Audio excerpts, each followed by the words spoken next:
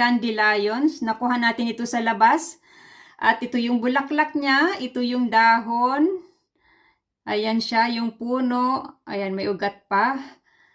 At meron tayong seeds dito. Ayan o.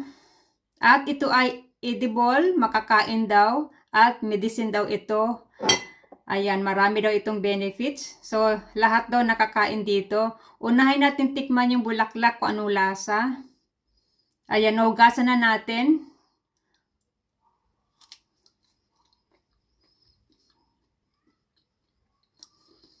Kapipitas lang natin. Okay. Yeah. Kaya. Walang lasa. Parang walang parang salad. Hindi maintindihan. So, ito yung dahon. Titingnan natin.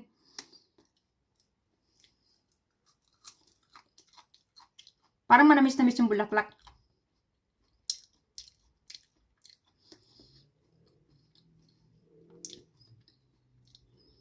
Medyo mapait-pait yung dahon. Kaya siguro inahalo sa salad, ginagawang salad ito. Yan, mapait-pait konti, pero para siyang salad.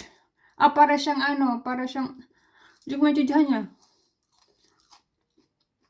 Mapait-pait konti. Ito mapait nga. Tapos ito yung seed niya. I-blow natin to para ay matanggal. Yan, ganito siya oh.